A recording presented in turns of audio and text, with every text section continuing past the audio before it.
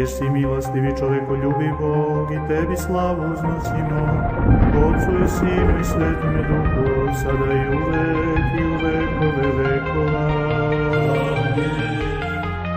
In a world of shadows and secrets untold, where primeval stories make the brave go cold, mighty gods on high and realms below, whispers of legends that shape each soul.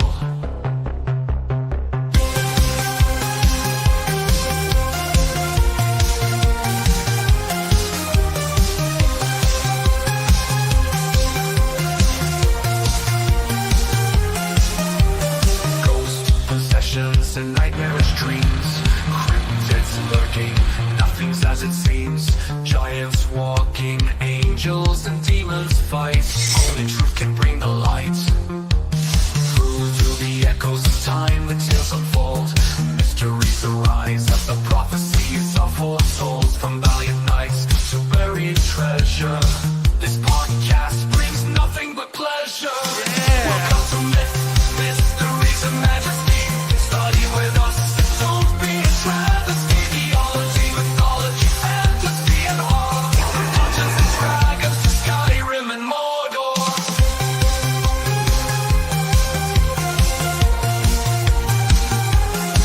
And Mordor, the powers haunt the evening, in gothic castles where they're screaming. Wizards cast spells in their towers tonight, exploiting enigmas hidden from our sight. Archaeologists make excavations deep of the ancient tombs where pharaohs sleep. In the dust of ages we chronicles keep, storytelling's power of monsters that creep. Mysteries and majesty is the place for you to learn about this haunted space. From scholarship to manuscripts of old, unlock the secrets of wisdom and gold.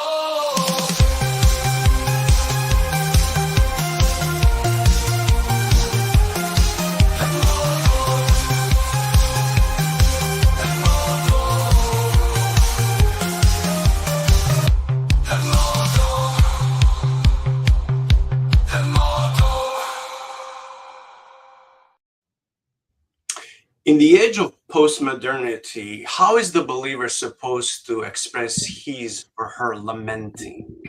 Namely, we live in a culture when we are asked, how are you doing? You usually responded, well, how about you? And usually even us as Christians, we tend to hide our emotions and feelings as if being vulnerable makes you less optimistic or less faithful that God will come up and bring victories on your life. So in this episode, we want to go back to the biblical roots and explore what does it mean to lament? What does it mean to lament not just individually, but corporally in a corporate body of Christ? What does it mean to weep before God and express your griefs, your sorrows, your doubts? Are you allowed to do that in the 21st century? Moreover, are men allowed to do this? And does that make them less manly? So welcome to episode 130 with my good friend Spencer Owen, who is a Christian therapist and a counselor. He's coming back for the third time ever. I'm so thankful for his knowledge and expertise, and for this book that we'll be covering. I have included a book Between Pain and Grace, which was one of my textbooks back at Moody. We'll be just covering one topic for 90 minutes, believe it or not, which we never did before, because we usually cover a few topics in 90 minutes. But this is such a profound and complex and important topic. I was like, hey, let's spend all the time in one topic. Spencer, welcome back. Can you please reintroduce yourself to the audience? Tell us, why do you think that the topic of lamentation is important for us? Yeah, well, thank you very much. So my name is Spencer Owen. Yes, I am a counselor who lives in Colorado, and I work specifically with people who have experienced trauma of various kinds, but I have a particular emphasis on people who have experienced spiritual trauma or religious abuse. And in service of that, I do a podcast. It's a bi-weekly, so every 2 weeks podcast called Trauma Informed Church Kid, and that's the TIC, the acronym that you see there. That was only semi-intentional, but yes, exactly. So that is What we're trying to do there is to reconstruct a view of religion and of God and an experience of all of these both natural and supernatural experiences in ways that are trauma informed, trauma sensitive, and um, a big piece of what I do on that podcast, an awful lot, is we do a lot of lamenting. We face up directly to some of the ways that the scriptures have been used to cause hurt and cause harm, and we take a really honest look at that. And our goal is, and I keep saying our, just mean like the community. I'm the only one, currently doing it, but um, my goal is to really face up to those things and be honest with myself and with the listeners about the pain that's caused, and to, instead of trying to apologetics it and make it make sense or say, well, here's why it was really going on, just say, I'm sorry. And it's okay for you to be to feel hurt about that, and own it as if it were my fault, because I really think that's part of what lament corporately looks like, is all of us together saying, we together have done this, instead of pointing the fingers and saying, no, that one, no, that one, because that just gets to be a blame game that nobody wins and doesn't feel good for anybody, the victims or the oppressors. And so it's really important just to say, yep, we've all done it, we've all been a part of it, and we're all going to be a part of the solution. So that's me. That's what I do. That's why I'm here. Thank you for that intro. I hope God appreciates my lamentations when I'm reading the live chat comments from Josh and Amber. So may God help me with my lamentation. Of course, I'm kidding. These are my lovely friends. Okay, starting with Yes. chapter 5, I'll be reading some most important quotations I got from the chapter, and I'll be asking Spencer to give his professional analysis. Okay. And as much as my throat allows me, because I've been sick for almost a week. Okay. Except for denominations committed to singing every psalm in chant, paraphrase, or hymn, contemporary hymnists and hymnals prefer to celebrate God as creator and thank God as liberator, rather than to lament to the God who listens. Yet, perhaps this is to be expected. Singing about sin and suffering sounds like an oxymoron, especially in the communal context of congregation. Is a congregation that is filled with hurting people ever invited to lament to the God who listens? As W. Sibley Towner, who is a Christian theologian, wrote an essay and spoke about this. So are we ever invited to lament to the God who listens in our 21st century congregations? Yeah, honestly, I think that's one of the saddest losses that we've had in the American Christian, mostly Protestant evangelical church, is we have really lost our sense of being like giving permission to lament. And that means a lot of things. Like that means tears and sadness and grief. That also means being angry at God. I mean, lament is essentially grief, which has all those stages of being angry, of feeling depressed and hopeless, of bargaining and trying to, figure out anything that I can do to make it better, of just feeling really like almost like there is no meaning. And I really think that because we focus so much in the American Protestant evangelical world on like head information, knowing the right things, having the right doctrine, I feel like we have kind of elevated that to the point of exclusion of uh, the heart and of mourning and grieving in the heart. So I've seen this happen an awful lot with both my own experience and the clients that I work with, where there's this tendency to whenever people are hurting in the church, to immediately go to solutions and answers. And here's the scripture that will take care of the problem for you. Here's the thing you need to read more of, and that will make it all better.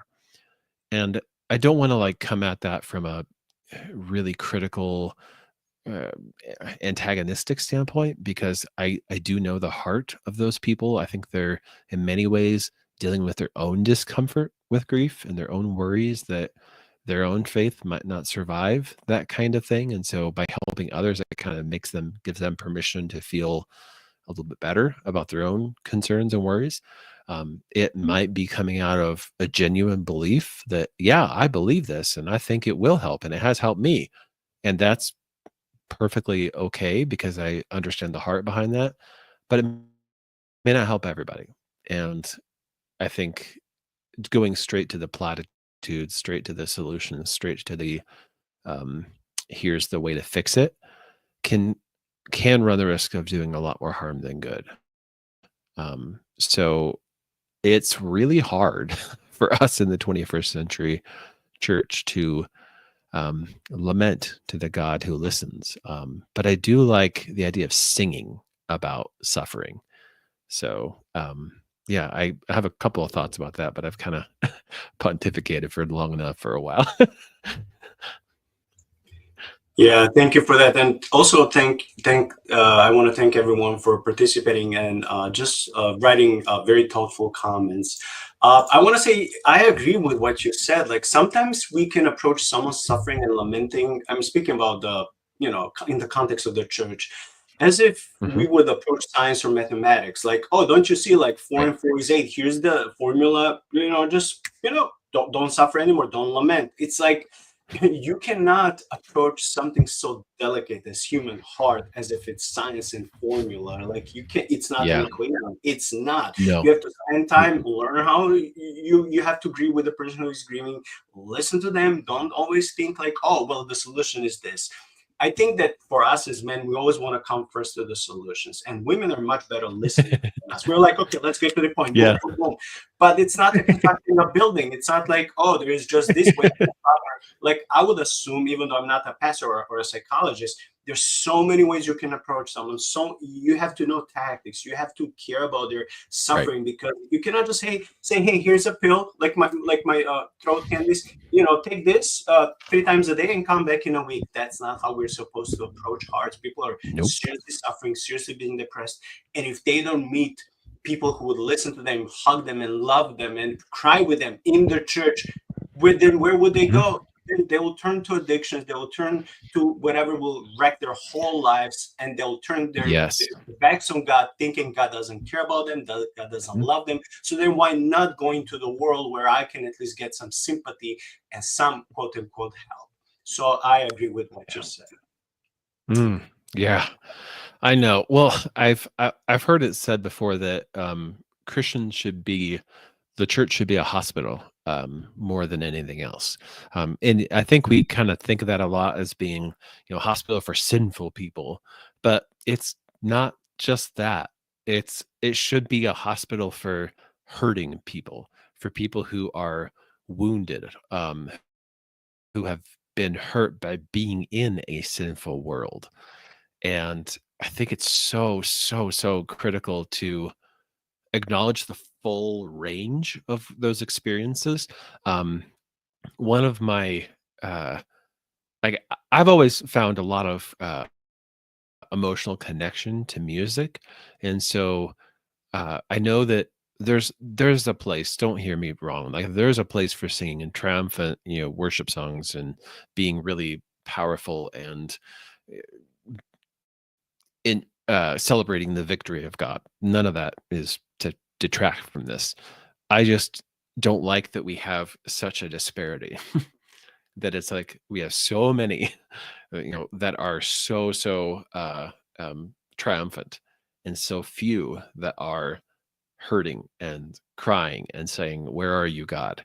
One of my favorite uh, songs is "Worn" by 10th Avenue North. I remember when I first heard it, it was boy, it was a while ago. I'm kinda old by now. It's probably like a decade ago. Um, but that I mean, I just heard it on the radio and I had to pull over because I was driving a car and, because I was just my eyes were bawling, um, because, like, the singer in the song is just so raw. He says, like, "I'm worn. my hope is wearing thin, and even before the day begins, I'm feeling that way. And of course, it comes with a prayer for, heaven, come and flood my eyes, come and flood my life. But it also just acknowledges the reality of this sucks, and I believe that I will see the goodness of the Lord in the land of the living, but I don't know what to do right now. So I wish we had more of that in the church. Yeah. Yeah. Thank you for that.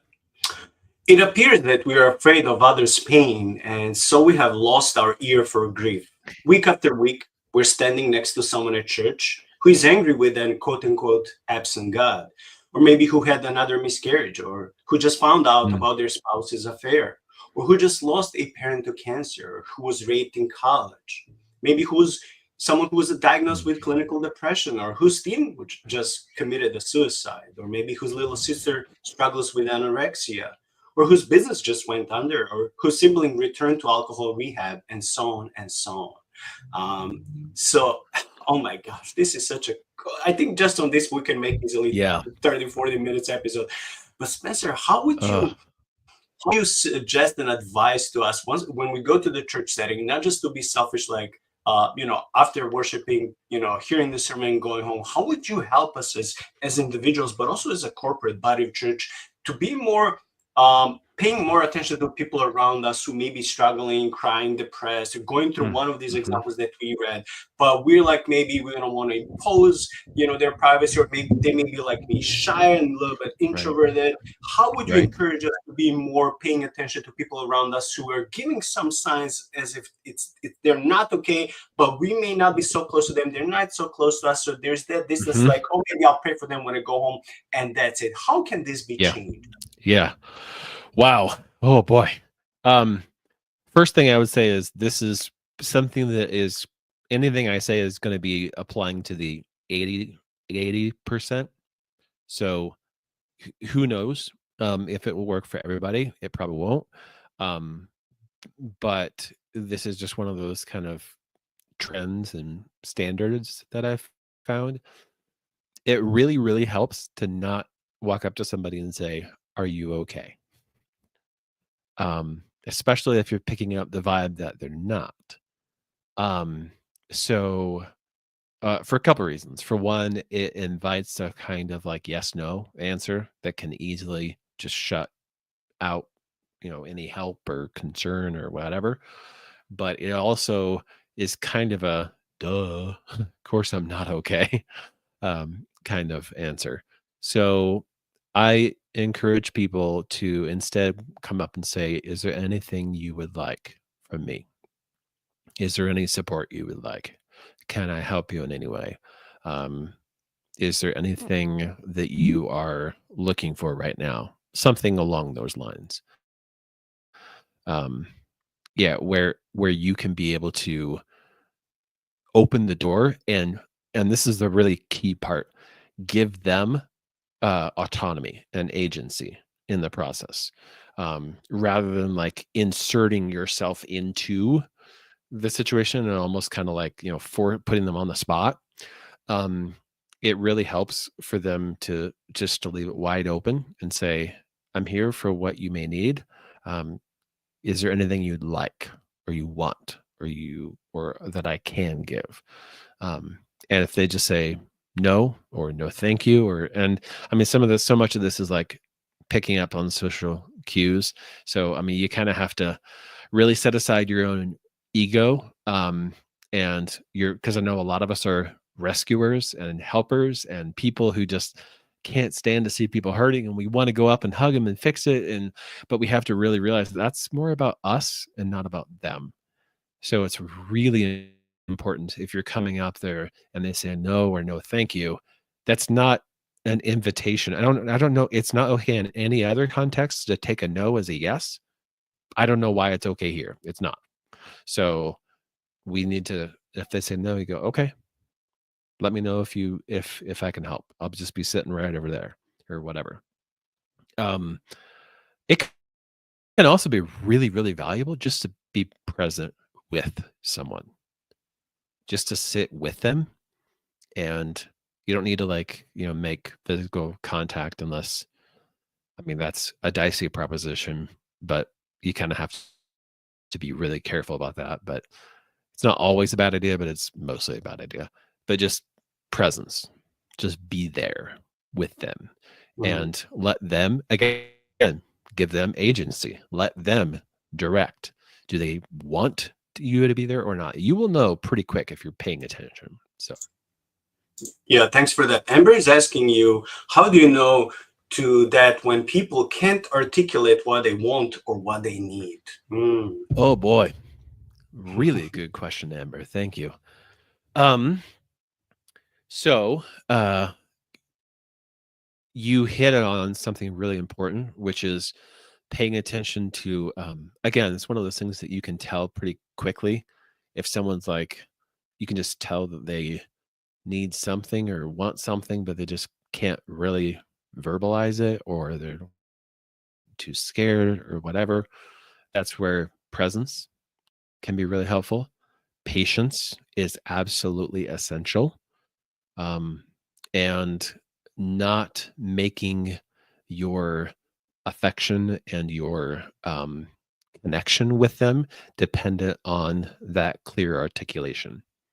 So even if they say, well, I just don't know. I don't know. And and it kind of feels like a brush off, you just go, okay, do you mind if I sit here? Asking, and that's where the yes and no questions can be helpful. And honestly, I sometimes have this with my daughter.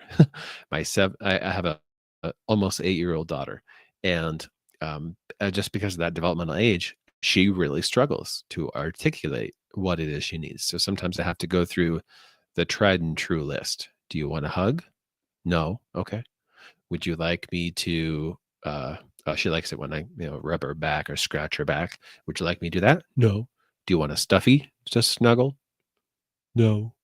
And I do have to kind of be patient there because there's a lot of there's definitely a part of me that in that moment goes, ugh, okay, fine, go have your little pity party. I'll just be over here.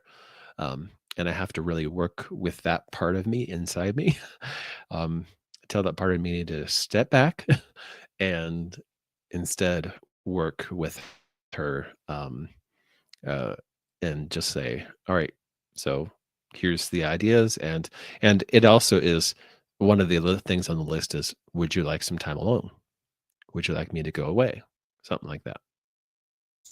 Spencer, do you ever ask your clients, your daughter, would you like some ice cream? I think that's a solution to at least 50% of problems. Just ice cream or any sugar. I mean, I don't know. Yes, but as a parent, that sometimes causes more problems than it solves. So maybe not. Okay, Sean's question is following up to the Amber's question. How do you learn to accept help? I would say just give them your bank account and that's it. I mean, it's plausible, right? Yeah, sure, totally. Oh boy. I'm starting to regret sending out the link to all the people that I know Me too. Me because too. they're Like, it has asking, 4 pages they're in coming Word out to read. swinging. Yeah.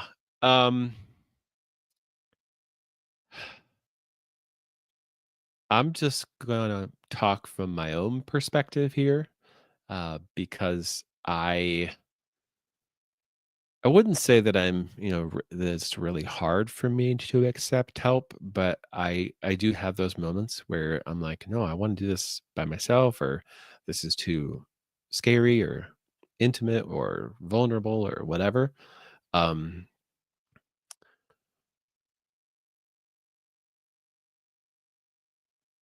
I'm going to say this: it's the hardest to do in that moment. You really have to do the work ahead of time before that moment, to kind of have either the work half done already and you just take it to the other half, or to have some like a set of kind of emotional, relational muscle memory that you can just walk through, even if you don't feel like it in that moment, that you can just kind of activate. And it's one of those things that, like, I know this will help me. I don't want to, but I know it will help me, kind of things. So that's part of what that looks like.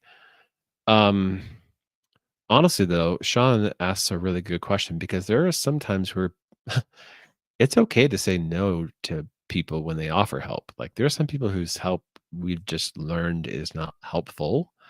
Um, and that doesn't, necessarily mean a problem with us. It just means we have to be a little more cautious and protective of our heart. So it's okay sometimes to say no, no, thank you. But when it becomes so much of a default that, like, it's like I can't say yes.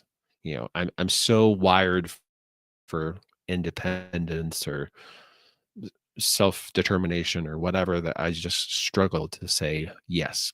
I would like some help. That's when it becomes difficult. And that's where I say it's really important to do the work beforehand.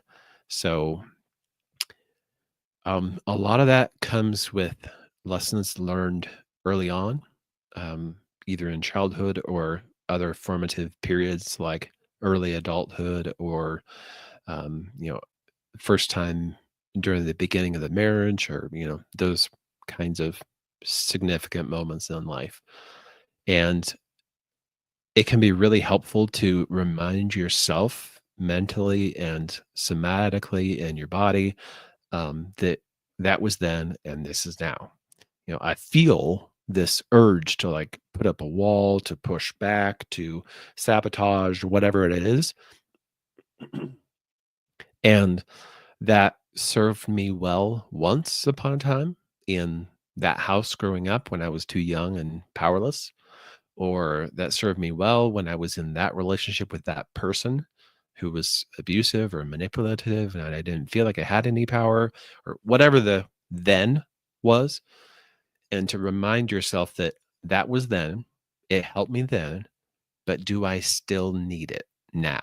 Is it going to still serve me and help me to grow more like Christ now? And I say that, grow like Christ, not to just make a fun little spiritual spin on it, but because growing like Christ looks like the body of Christ, looks like a community, not just an individual. So Thank you for that. I just want to say, because we have left a little bit over 1 hour, that I'll say something that I never say, that I would discourage questions unless you're a friend with Spencer on Facebook. So maybe you can ask him questions privately or send him a message, or maybe when you're chatting with him online. But because I have him for just a little over an hour, I want to go through most of the outline that I had to, prepare. Okay. Like every generation, Christ followers today are longing to lament. They long for Esther's lament, a lament that intervenes for others near and far. It is called lamentation, and entire biblical books are rooted in this language. People with hearts crippled by profound pain are forced to stand and clap week after week with little, if any, mention of these dark trials that fill their hearts. Shunned, grieved is spiritual hypocrisy. That's such a ooh, powerful quotation. yes. Wow. Oh my goodness. I think of, like, in Paul in Romans 12, I think it is, he says, rejoice with those who rejoice and mourn with those who mourn. Um, and of course, that section of Romans, he's talking about how to live together in unity as a body. And so I think that's exactly what that means to me, is if we kind of either implicitly or accidentally ostracize or marginalize people who are experiencing grief, we are not being the body of Christ. We are not being the hospital for the people who need it. Okay, thank you. God is also a hearing God, attentive to the needs of people. This is quotation from Exodus 3, 7-9. I have surely seen the affliction and have heard their cry. I know their sufferings, and I have come down to deliver them. The cry of the people of Israel has come to me. The first plea to God is a victim's blood crying to me, Genesis 4:10. And this cry of Abel echoes in the corporate lament of the martyrs in the last book of Scripture. And here we have a quotation from Revelation 6:10. O sovereign Lord, holy and true, how long before will you judge and avenge? So, Spencer, we hear something that is not often mentioned in Protestant Christianity when it comes to believing God for the avenge, because we usually would quote to each other verses, well, God, to God belongs the avenge, like don't even pray about it. Yet we'll see later down through this outline, David used to pray for God to annihilate his enemies. He was not all there teaching, loving, like, Yeah. it's like sometimes I think we try to be holier than the saints of old. And that's only on the superficial level without going deep and seeing. Like some of them would cuss, some of them would say, God, kill my enemy. Some of them would curse others. I'm not saying that we should do the same, but sometimes, at least in Pentecostal, evangelical churches that I'm a part of, we see this level of like holiness that is not necessarily biblical. We want to be so holy, even holier than the prophets and apostles. Don't read Harry Potter. Don't listen to this music. Everything's forbidden. Don't play D&D because you're called to be holy. It's like living in a cave completely devoid of everything. And this is not necessarily something we see in the Bible. Would you agree with this? Oh my gosh, yes. Oh my gosh. That's part of that face that like we all do in, not all, but we are inclined to do in 21st century Christianity. We like to put on that facade that God's got this, like everything's okay. And there's oh my goodness, there's a kind of spiritual bypassing that happens there where it's like, this is my way of not feeling my own feelings, or for that matter, opening myself up to the feelings of others. But you are so right, though. Like the the examples we see in Scripture are just raw and angry and bitter. And I believe it was C.S. Lewis, I think, and I feel like I'm losing a cosmic corner card here because I should have my C.S. Lewis all memorized in my head. But I think it was C.S. Lewis who said, like, don't come to God as you want to be or as you wish you were or as you're trying to be even. Come to him as you are. And I mean, like that's something I tell my clients when I work with them is I always say, like, I can only work with the person who is sitting on the couch across from me. If that person is fake in some way, some kind of like, performative mask that they've put on to make themselves look better, then that's what I'll work with, which will be very shallow, very very hypocritical, and will probably not get us very far, if at all, because it's a lie. And so I really need people to be as honest and vulnerable as possible in that context. That's why confidentiality is so important. But I mean, I don't see why we would be any different with God because it's not just like a valuable thing for me as another person to like get true propositional content. It's valuable because it helps the person to be raw and vulnerable and open and admit things out loud that they can't even admit to themselves. And that is kind of what my job as a counselor is to take all the mess, all the ugliness, all the yuck, and be okay with sitting in it for a while.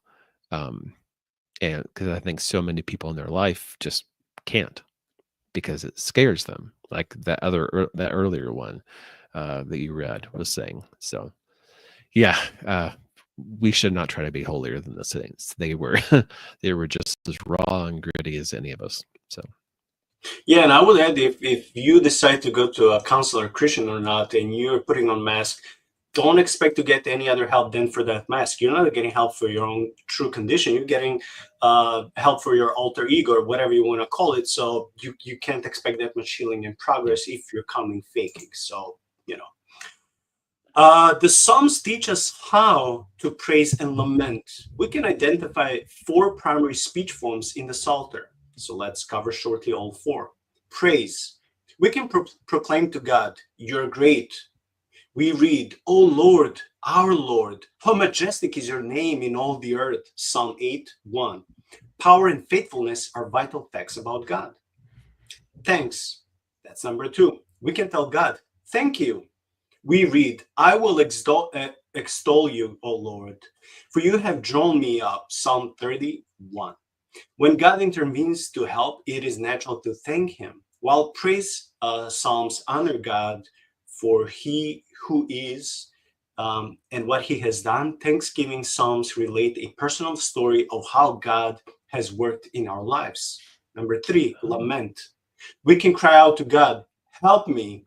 So we can read, "Hear my cry, O God, listen to my prayer." Psalm 61:1. This language can even express intercession as people identify with, pray for, and lament for others as well as themselves.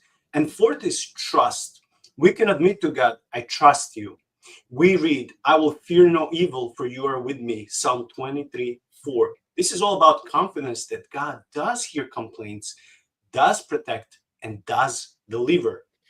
This repertoire of praise, thanks, and lament trust richly equips the believer as a partner in a full range of dialogue with their creator, who revealed himself through dialogue. "Let us make human beings," Genesis 1:26. Humankind was made in dialogue, for dialogue, Genesis 2:23. Oh, I love this last part. So Spencer, if we are made in the image of God for a dialogue, and God created to me, if we see this even in the garden where he'll come in the cool of the day just to dialogue, it wouldn't be necessarily, "Hey, did you pray 10 times a day? Did you fast today?" It's not like, no, it's just like, maybe, "Did you observe the birds? Did you enjoy? Like, what were your thoughts?" Like normal stuff. So we were made to dialoguing with God, but dialoguing include lamentation, complaining, and all these things. So can we just maybe focus on that part of lamentation, telling God in our dialogue, because we're made for dialogue, "God, this is how I feel. I feel your distance from me. I feel hurt. I feel abandoned. People are turned against me. I'm suffering. I don't know how long will I live. My spouse has left me. I got news about cancer. My job may be losing. My whole life is crumbling. God, I'm lamenting before you. Please deliver me." It's what's interesting to me there is, and I don't think this is bad at all, but you said, "Please deliver me." The way the Psalms say it is, "Deliver me." It goes, "Hear me, deliver me." It it it's not phrased as this kind of like crawling to the throne, begging for mercy. This is, Hebrews, like, because we have our great high priest, we can boldly approach the throne of grace with confidence to receive mercy and find grace to help us in our time of need. So, um, uh, that's just an interesting observation I had as I was reading through what you were talking about there. Um, but the other, oh yeah, about dialogue. So I was thinking as you were talking about that, about Colossians 129 at the end, Paul says, "For this I toil, struggling with all his energy that he powerfully works within me." I mean, that's literally synergy. Like, that's the actual Greek word used there, is the Spirit of God and our spirit working together. So that is what I think of when I think of this dialogue in creation, is that God is always creating us to be the new creation he has blueprinted, designed for us to be.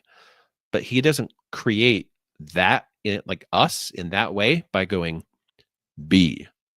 He creates by working back and forth with us in dialogue. And so that's what I think of when I think of, us bringing our laments to God. Is it becomes a part of shaping us and forming us into the very person that God wants us to be.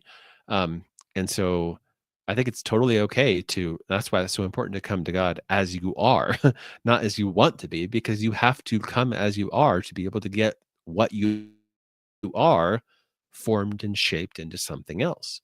So, yeah, that's to me one of the reasons why it's so important for lament to happen more, and why it's such a tragedy that we have lost that.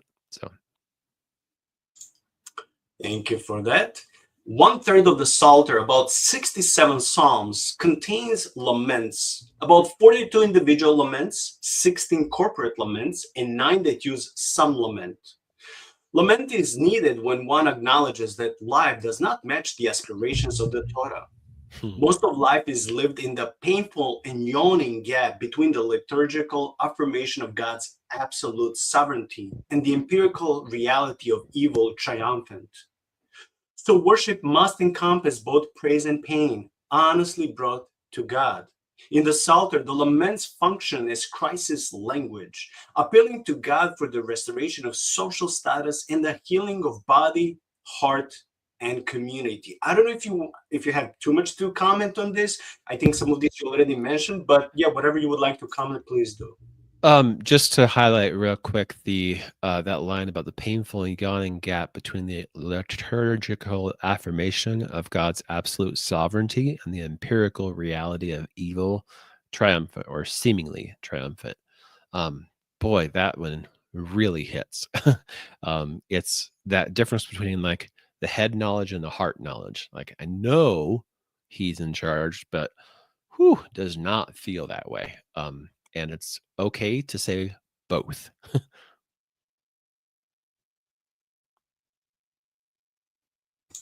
I just want to be vulnerable right now. And I just want to say this is me many times. Like theologically and biblically, I know some truths, but I don't live them out. If I would say, God, like heal someone, or I know you can, or bring a breakthrough in my life when I'm praying for years about something, and I don't see those answers to prayers, at least not yet. And you see people around you thriving, having testimonies of, I don't know, great marriages, Yes. great jobs, Yes. healing and prosperity and all these things, but you don't see, you don't feel. And even though you Right. know that you should not rely on emotions, but God still made us so emotional. It's impossible to Hmm. completely throw out your emotions, because you wouldn't be even a fully human made in God's image. So for me, this is a very Yeah. difficult thing that I never learned. Like I know, let's say this is the Bible, I know biblically he's with me, but when I don't feel answer to prayers for years, I don't feel his presence for a long time, then to me, my emotions little by little, not immediately, but it takes months or years to come and bring some doubts and like, God, don't you care about me? Don't you love me yet you love others? So for me, this is very difficult to bring that. If you would put on a scale and you know something theological or biblical to be true, yet you don't see that always true or accurate in your life, and you're like, God, I just need your touch, like divine touch, a moment where you just calm me or bless me, bring me peace and joy, and I can rejoin your presence. How come so many other people have supernatural presence with seeing angels or your touch or having visions? I just need a touch, and you're waiting and waiting, and it doesn't happen. So for me, that's the most difficult part that almost took me out of faith in this last 25 years since I've been a believer. Almost took me out of faith for 2 3 times, because you're like in that. I hate when people say you're in a season, but that season can last for years, and your season is what it's like, so vague. Sometimes it can be half of your life, that season. So I wish we could just Yes. take out that Hmm. word season. It's so cliche. Mm-hmm. So it's like, how do you live your life being faithful to God and want to love him and honor him and obey him, yet you don't see his power of presence in your life? For me, I almost gave up on Christ a few times in my life because of that. So I don't know. I know Yeah. this is super complex and long topic, but what would you say? How would you encourage a brother or sister when it's like, I see biblical truth, but I don't see it in my life? You know. Wow. Thank you so much for being vulnerable and sharing that. That is real. There's a thing in apologetics called the problem of miracles, where because like we're all familiar with the problem of evil. Like, why do, bad things happen to good people, or good things happen to bad people, or whatever? But one of the problems that I run into an awful lot, and I've had this with clients who I'm talking with who are struggling with a deep, deep, just like bondage or um, pain or whatever. And sometimes people give them like passages from the Bible and say, well, look at how, remember what happened to so and so, and see how they got something good out of it, or they they were blessed because of this. And that person will look at me and say, but why not me? What have I done wrong? What's wrong with me? Am I so messed up that God has overlooked me? Have I been forgotten by him? Do I not matter to him? And so, like, honestly, by just presenting the power of God and the miracles that God's done, it can really raise the question of, cool, but for everybody else but me, or is what it feels like, or other people. And we have to be really sensitive to that and acknowledge that people asking those questions, that's okay. It's okay to have those thoughts. So what would that look like, practically? So when you talked about how would I encourage somebody, the first thing I would do is try to figure out, is encouragement what is even needed right now? Going back to that stages of grief idea, um, people need to kind of move through those stages, and encouragement can be helpful in some ways at some of them, and it can be counterproductive in others. It can be helpful when people are stuck in depression to kind of give them a light they can hold on to, however faintly. But you tell somebody like that who's still either in denial or who is just in that anger space, and you're likely to quite legitimately get your head bit off. And it's really because you're not being sensitive enough to, do they actually need to be encouraged right now? Yes, they're hurting, but that doesn't weep with those who weep. Why, why, why is it so hard for us just to sit down with somebody and say, this is horrible and I have no good answers? And you're right. In your situation, I would ask the same question. And you're not crazy or sinful or abandoned by God for asking those questions. And I get it. When you can, how you can. I mean, everybody's a little bit different there, but so that's where I'd start is encouragement even what we need in that moment. Yeah, you're totally right, Sean. Yep. Okay, I have a little bit of a lengthy quotation, so you can chill, relax, get your drink, and I'll try to read as fast as possible. Those scriptures filled with powerful examples of lament, such as in Psalms 13 or 22. And those stories do not shrink back from statements of deep suffering like Job's. Though characters have numerous examples of honest conversation with God, such as Moses or in Numbers 14. And though the Psalter contains an entire literary genre dedicated to the use of lament, we seem to know less about this form of speech than ever before. And there are about 5 facades that we portray, or like Spencer was saying, masks. And we do this in churches, and I've seen people, and I know some of them suffering, and yet when I would ask them how they're doing, to check on them, they're like, oh, I'm good, praise God, I'm blessed and highly favored. I hate those cliche answers. I'm sorry. It could be because I'm not part of this culture. So as a foreigner, I can observe things through different eyes. Not that I'm in any way better than anyone else. No, it's just coming from a different system that really bothers me, that people are not very honest. So let's talk quickly about a few of these facades that we can, do to ourselves to present ourselves to God, before God and others, as someone who we're actually not. So the first one is the facade of power. The person standing behind this facade declares, all my necessary power comes through joyful worship.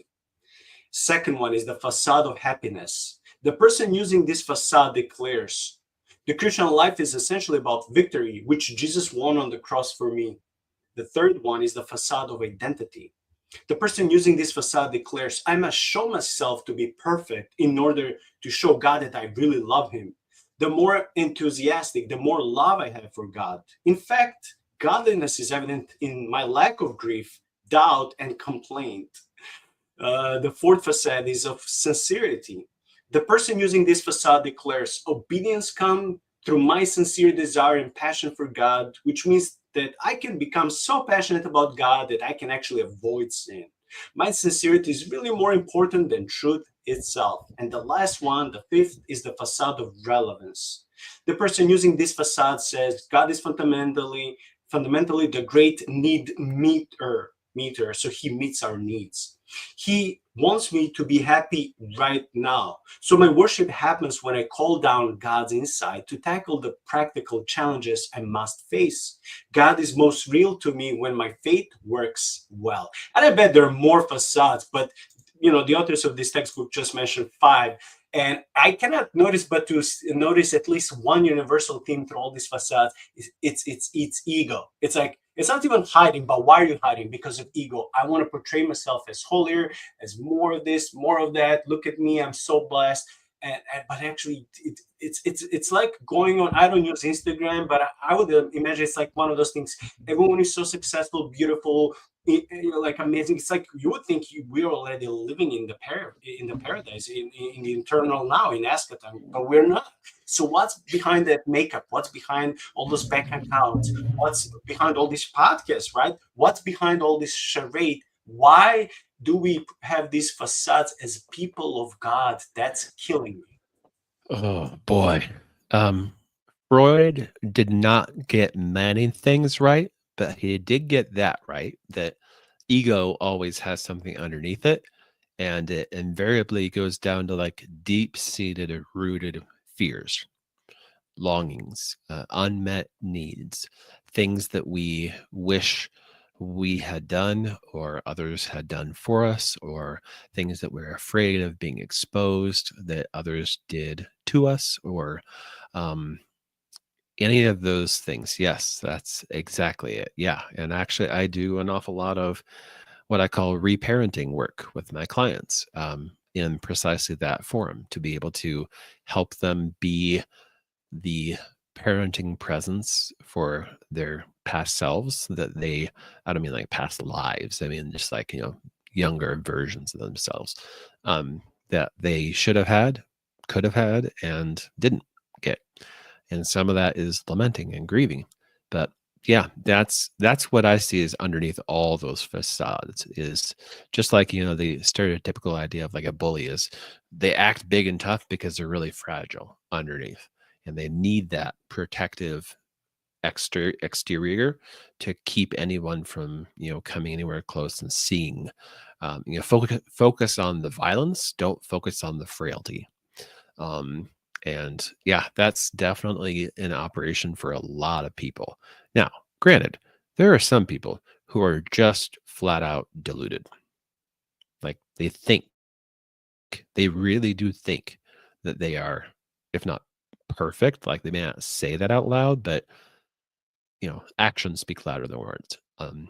And for some people, that's a lot of where that, what's underneath it is just a disconnect from reality, which itself is also a protective mechanism, because reality is too painful, too frightening, it hurts too much to look at. I can't face the possibility that I might actually be um, not everything I want to be, because that would shatter my sense of self. And so I have to present to everybody, including in the mirror, that I am this way. And that can be so soul sucking, in a really unpleasant way. So, yeah, it's really important that we get rid of those masks and those facades. And that's where Amber was saying earlier that confession is so important. Absolutely.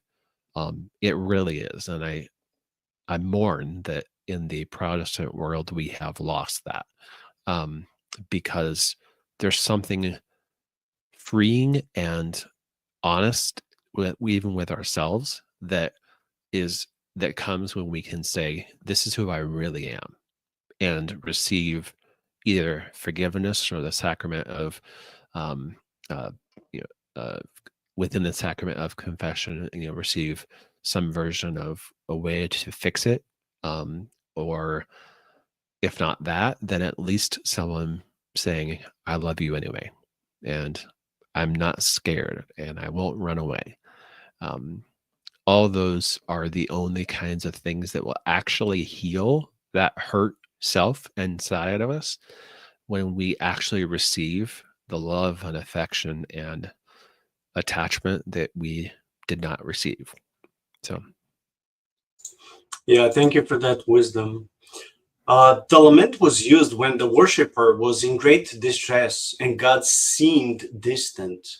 Laments are also known as psalms of complaint, distress, or protest. Lament employs a wide spectrum of raw emotion.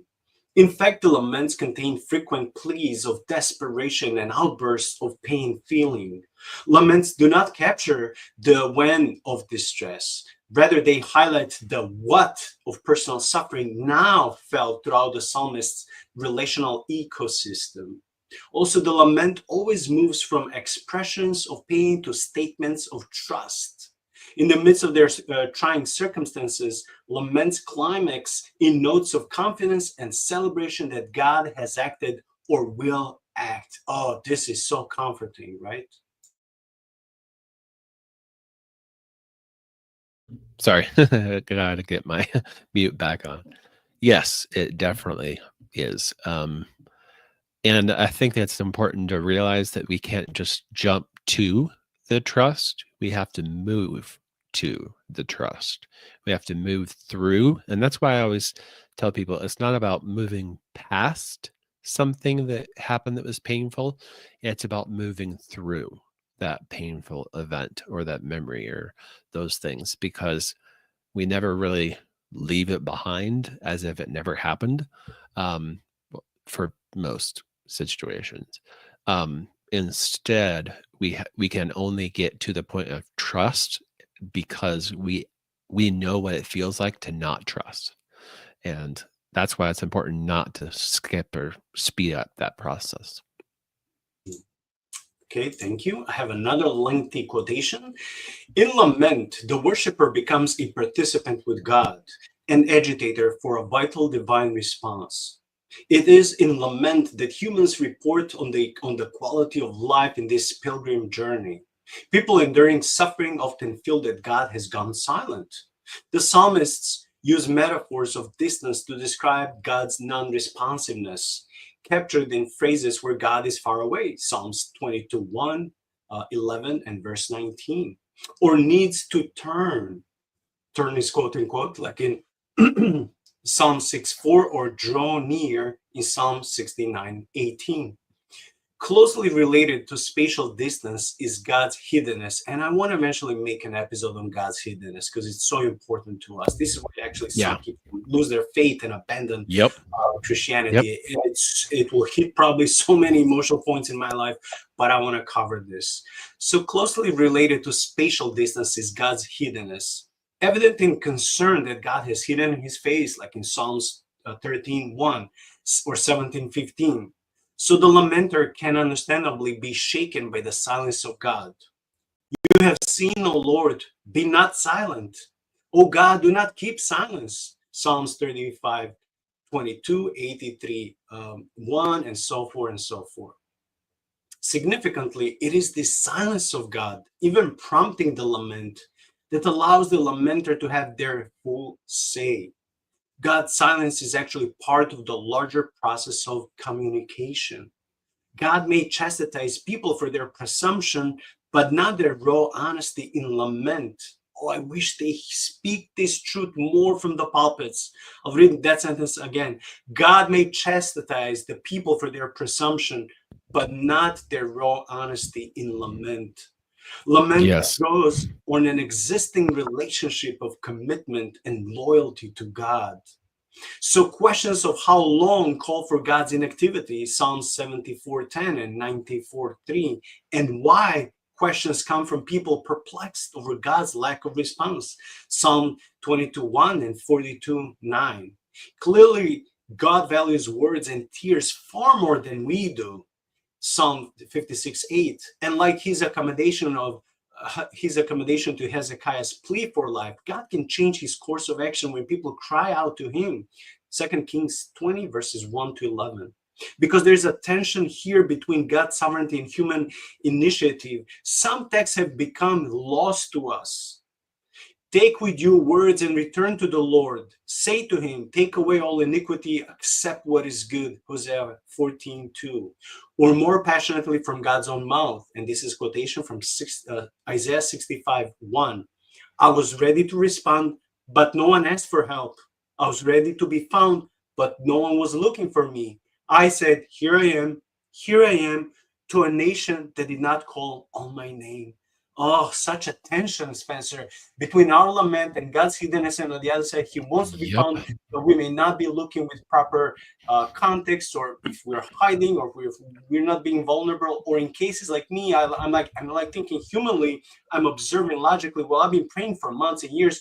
How long do I have to wait? Like some people praying instantly they get help or healing. It's like, for how long? But we have to understand that God's timing and ways and the way he would speak to us or answer to our prayer is not always the way we expect. So there's this tension in how we are wrestling with God, like Jacob. Oh my goodness, yes.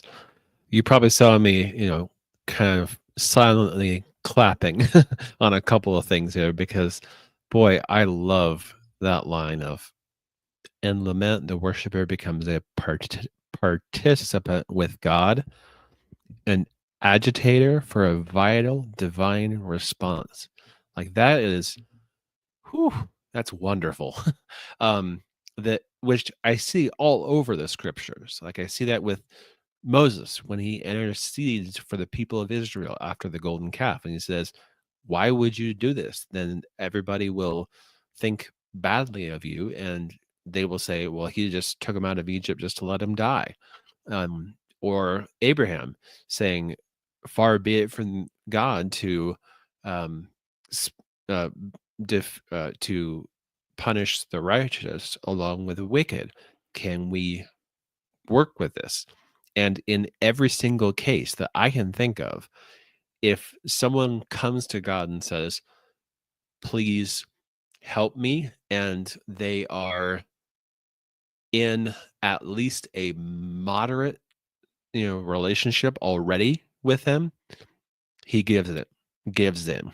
Now, I'm thinking of like counter examples like Saul, for example, but when you read through like the example of Saul when he says, "Oh, I'm so sorry," it's patently clear he's not really. He's just sorry that he lost the thing that he cared about, or he's sorry that he ran into a problem. But like he has not been consistently demonstrating repentance and that willingness to turn back toward God. So I think it's important to remember that it is all in the context of relationship. I think that, yeah, there's lament draws on an existing relationship of commitment and loyalty to God. That is so critical because I think a lot of times we are inclined to look at lament and doubt and fears and pain as being like a lack of faith. And I saw that you posted the comment from Suzanne that was really true, that people can be really cruel when they say, "Oh, you just need to have more faith." But A, not at all true, not at all biblical. And B, actually, I think that lament is a part of faith, not just like as a nice little add-on, but it's part of like I don't come to other people who I don't have a relationship with and beg them for things. I go to people who I already have built a relationship with, who I have some degree of expectation will come through for me, who I can lean in on the relationship and say, "Please." And especially with something really like gritty and raw, like lament, that I know that there's a concept that the kids today are using called real talk, and that's very much in this sense of like we can take down our fancy words and soft language because we already because I can trust you. I can be as direct and blunt and forthright because I know that you can take it, and I know that you know my heart. And I can give you a hard truth and speak with blunt and bold words because of that relationship. So it's not a lack of faith. I think it's actually an increase of faith to say, come down now, deliver me. Where are you? How long? Yeah, thank you. In the words of Phil C. Zilla or Zilla, I think it's Zilla because it's spelled Zylla. The Bible gives us permission to say how bad things really are and to move beyond silent. I don't know how to pronounce this word. Acquiescence. Yeah, to articulate. Acquiescence. Yeah, thank you. To articulate our pain. The disintegration of meaning that comes with suffering is slowly restored in the movement from silence to lament. The lament is not an accountant's stoic report. I love that. But an arousing exploration of broken relationships that need healing. Lament begins the healing because its language resists repression and overcomes denial. When an injured party expresses their pain, there is a healing effect. Ooh, this is good. Oh boy. Yes. um I I really struggle with that a lot. With resisting that repression and overcoming denial, partly because of the effect of that I talked about of being in the church where we have to kind of have it all together. Um, One of the things I've really tried to do is, people will come up and say that standard line of, how are you doing today?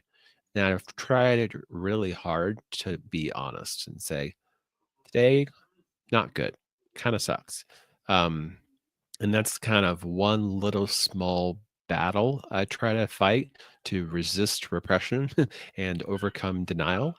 Um, and I have found that it does do exactly that. When I say, yeah, today kind of sucks and I'm really struggling, it does something. It's like my shoulders feel lighter, looser. Um, and yes, I can't. And every time I do that, if I just go, yeah, well, today has been not very good, but tomorrow will be better. Like that's the stoic report aspect of that. But I always feel like I have emotion that comes up when I'm honest, and that can be disconcerting, shall we say? But it's also really important and helpful. Yeah, I like that the authors include the word stoic in this passage because sometimes we can exchange, or many times we exchange living the Christian faith as we are stoics. And I love some of the stoic, quotations. I read them online. They seem sometimes very much biblical, but sometimes they're not. It's like if you would just say, well, suck it up, that's imagine how much that can discourage a boy growing and becoming a teenager, now becoming a young adult and a man when he's told to suck up when it comes to his things that bother him, questions that he has, things that he's wrestling with. Then that person will enter marriage or maybe military work where he will always be lacking those things and be embarrassed to mention them in front of his boss or a spouse or a pastor because he was told 15, 20 years ago to just suck it up, maybe not ask or maybe not cry because that's not for boys. Boys should be like this and this and this. And we're teaching them all of this to be like little warriors, like in movies and all these superheroes, instead of teaching them, hey, just be you, be a human being that God made differently individually than others. And express your grief, express your questions, express your concerns, express your this and that. Don't suppress it because eventually it will explode, so to speak, in you, and you may use it like Christians growing, I heard and I read stories of Christians growing up in extremely legalistic Christian homes. And I know this is not the same topic, but I'm just giving a parallel that soon people No. will understand why. Yeah. Like, don't touch this, don't do this, don't this, and they'll grow up waiting to be 18 to become independent. That they'll so called to explode. They'll go drink, they'll go parties, they'll chase women, all these things that parents didn't allow them. But it's not the problem that they didn't allow them, that parents didn't allow them almost anything. So people couldn't wait, and they, so to speak, explode. They're like, well, give me everything that I was denied without any explanation. So in a way, when you're telling Mhm. someone, don't act like that, don't feel that way, don't do this, don't, act like a man, suck it up, and stuff like that, they'll eventually explode, and they may turn that as an evidence or as an argument Yep. against God, who didn't love them, who didn't come with the answer, who didn't come, feeling hugged, feeling accepted, feeling whatever. They would feel rejected, and when they're rejected, they would turn to any other source of acceptance that they may find in this world. And that's so sad, because we as parents, I'm not a parent, but also we as pastors, even though I'm not a pastor, we can easily do this to the youth and to men who are Mhm. growing up and learning to become a man of God from other men, where everything is so stoic, everything is like, suck it up. Oh, I have to do more, read more, I have to pray more, I have to give more, as if, all these things will, mark me as a great man of God. Yes and no. The truth is not so easily black and white. And this is, I think, another reason to lament for losing people's souls, and Yes. leaving them in their depressed, destroyed condition, because no one was there to pick them and say, hey brother, let me spend time with you, let me hug you, and tell me everything that bothers you. Just deliver, like feel like you're a dump truck, and I'll be here, and just put it all on me. Maybe we have something in common. Mm. Oh my goodness. Yes. It's so sad to see the way that men get taught that emotions and feelings and vulnerability and softness is bad. Um, and I mean, it's so modern too. It like I look back at things in the age of chivalry, things are written at that time, or things written in the, even like in other portions of the ancient times, or even like the Bible itself. It talks about like Jesus being moved to compassion, like his bowels were moved, and it talks about God the same way. God compares himself to being a mother and birthing Israel. He talks about, um, and Jesus wept for that matter. Like all these things are not anti-masculine. They are not feminine. They just are human. And I feel like it's just so detrimental to both sexes when we split it off and say, emotions are girl stuff and silence and toughness are boy stuff. Um, and it really gets under my skin. Partly because I mean, I'm a counselor for a reason. I do this job because I am empathetic and sensitive, and I have those qualities, and I got teased for that. I got beat up for that. I got, not by my dad, to be clear, but just, other men, and boys in my life. But I really wish that we were okay with just guys getting together and saying, life sucks and that I don't know what to do about it. And being okay to cry about that, being okay to hug about that, being okay to um, do all the human things. That's really what it comes down to. So, Okay, we have 4 more quotations and about 60 more minutes, so I think we can manage.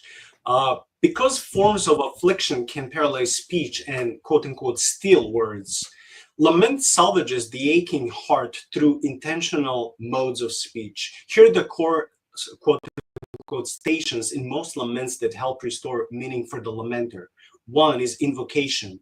The initial cry to God to take notice, such as, "Oh Lord, how many," in Psalm 3:1, or in rich expression, "Or sovereign Lord, what now?" Genesis 15:1-2, 7:8, and so on. The life of God remains open to honest cries for help. So that was invocation. Now, 2, plead to God for help.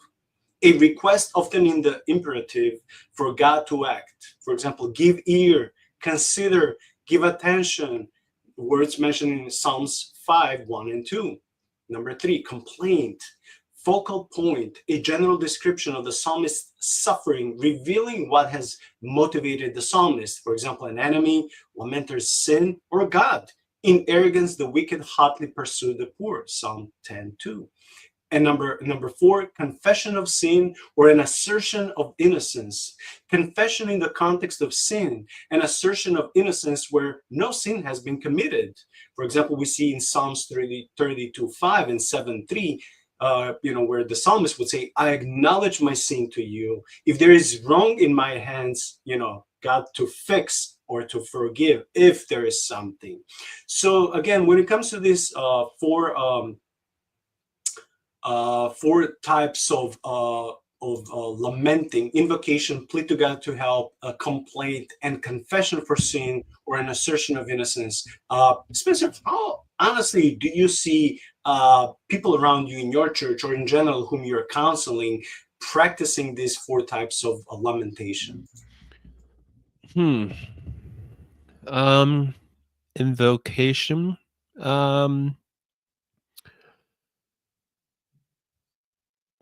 Yes, but only in like formalized settings. There isn't really the invitation, which I think is really important. Um, think of it like a relationship, like a marriage. Um, my wife is like always home, always, not always, but you know what I mean. Home, around, but there's value in me saying, "Hey, can you come sit with me?" Like there's relational value there, but I don't see that happen very often in the church unless it's like, come Lord Jesus in this formal setting. Plea for help. Yes, we definitely get that.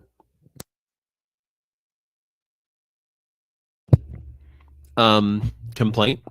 Um, Not really. No. um, we don't really see people saying why God, at least openly. And again, I really wish we would. Confession of sin, yes. Uh, or an assertion of innocence. Ooh, boy. Those are 2 things that are together, and they happen together all the time in the Psalms. But I know the imprecatory Psalms make us uncomfortable, and we say, like, but I think a lot of people are also really uncomfortable with the Psalms where David says, "Hey, I'm blameless here. Like, my hands are clean." Because I think, especially with a Puritan mindset, with a Calvinist mindset, with, all these kind of histories and traditions that we have in our culture, we we don't like to say I'm innocent to God because we think, well, nobody's innocent. And on one level, that is true, but not on the level that it happens here in the Psalms and with lament. Like, for example, I mean, think of how horrifically unjust and wildly harmful it would be to go to somebody who has been abused and say, "This is your fault. You are not innocent. You have done something wrong somewhere." And hey, because you've done something wrong, then God has a right to do whatever He wants to with you. So whatever happens is, hey, He didn't kill you, so it must be a mercy. And I have heard stuff like that, either firsthand or secondhand. Um, that is gro- grotesque, really. And there's it's okay to say to God and in the church, I'm innocent here, especially when it really feels and that way and really is true. Now, of course, we still have to be, that's why I say they're both together. We still have to be honest with ourselves about our own sin because nobody is 100% innocent. But that does not mean that there's equal blame or equal fault. Absolutely not. See, I forgot to read number 5 when it comes Oh, to the reasons of lamentation, because it was on the last page and I didn't even see the last page, but it mentions what you were talking about, the imprecatory psalm. So this is cursing your enemies, seeking covenant vindication from the warrior God. Repay them for their deeds and for their evil work. We see this in Psalm 28:4 or 137:8-9. And this is real. This is real. But let me just read 2 more quotations for tonight, and we'll call it a day. In the words of William P. Brown, the psalmist is a wounded speaker, and therein lies the paradox. The very act of appeal to divine agency from a state of abject dependence actually heightens the power of human agency. The human cry for help is itself a powerful affirmation of human dignity, a dignity violated yet destined for restoration. The human cry of dereliction is not the cry of resignation or despair. It is the cry for vindication, the cry for justice. The bold language of the complaint, in short, rests on an intensely personal, trusting, and empowering relationship with God and the petitioner. We already mentioned some of the stuff. I don't know if you would like to add on this. No, just highlight what I was saying earlier that this is not a lack of faith at all. Yeah. While the contemporary church has almost made a God out of quote unquote all things practical, we have yet to develop a taste for the practical realism of pain. Here, several implications need to be noted. 1, our prayers and rituals should include lament. 2, the church should invite lament. 3, we should welcome painful stories and uncomfortable questions. And I would say amen. So we should welcome painful stories and uncomfortable situations. 4, the church must share in the grief of its people. And 5, the church must recognize lament as a teaching aid on doubt. Anything on this before I read the last quotation? We have 8 minutes, 7 minutes. So Okay. No. Yeah. I love that you highlighted that we should share painful stories and uncomfortable questions. I also want to highlight that the church must share in the grief of its people. Communal grieving together. Really, really important. Okay, thank you. The last quotation. Faith without doubt is myopic, and doubt without faith is a slow slide into existential meaningless. Samuel E. Ballantyne offers a profound reminder of the human spirit in crisis. This is what he says. Perhaps the greatest irony of the biblical witness, and perhaps also its most impenetrable legacy of prayer, is that when one loses faith in God, it is precisely to God that one turns. In the face of suffering, our predecessors in faith risked standing side by side with the atheists and discovered that they did not become atheists. Their questions were the same, but their rebellion was different. The revolt of the believer is not that of the renegade. The two do not speak in the name of the same anguish. Oh, this speaks volumes to my heart. I'm so thankful for this. A bruised faith, emptied of nearness, can develop a taste for mystery that reason need not explain. Lament translates our God-forsakenness to the only one who can truly absorb our darkest realities. Moberly, which is another scholar, reminds us that this is a faith issue, not an Old Testament issue. He says, in general terms, there is no reason to suppose that the practice of lament is inappropriate in the context of the New Testament faith. Lament is surely one of those vital areas where the witness of the New Testament must be seen to presuppose and complement that of the Old Testament, and indeed to be potentially deficient without it. Oh, this last section, I'm actually glad I read it. I thought we wouldn't have time, Oh and I my was goodness. sad, but this was one of the best things on all 4 pages we Hmm. prepared. From Samuel Yes. E. Valentine and from Moberly, I don't know his first Mhm. name. Oh, so powerful. So even in our doubt, even in our lamenting to God, even if we say, God, you allowed this to happen, God is a big dude. He knows his kids, and when we're vulnerable and open and raw in our emotions and frustrations, I don't think he'll be angry and punishing us. He's listening to us. He knows all the answers. He knows the timing we don't know. So he allows us in our context to express our feelings. So if we're allowed to do this, where will we turn? Where our help comes from? It comes from the Lord. So, but with that little divine touch, He helps us through His grace to stay there in the mystery of nothing happening, supposedly, at least we don't see, and not turning into atheists. So we rebel, like the author says, but not in the same way as the people without faith. We rebel by asking God, "Where are you? What are you doing? Do you Yeah. have plans for me?" So it's a legitimate, honest cry to God, asking Him questions, which Mm. some people will discourage you. How do you dare to do that? But that's the beauty of relationship with God, because He will not punish you if you dare to ask. Oh man. So good. I highlighted the line that lament translates our God forsakenness to the only one who can truly absorb our darkest realities.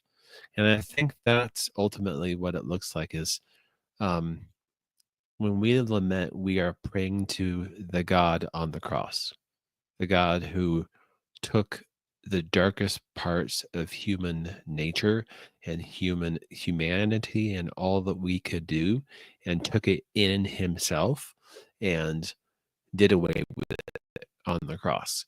And so that's really, I mean, that's one of the reasons why God himself laments on the cross. He says, "Where, my God, why have you forsaken me?" And of course, later on that psalm, it turns out that God has not turned his face away from the one on the cross. And he does not turn his face away from us either when we lament to him.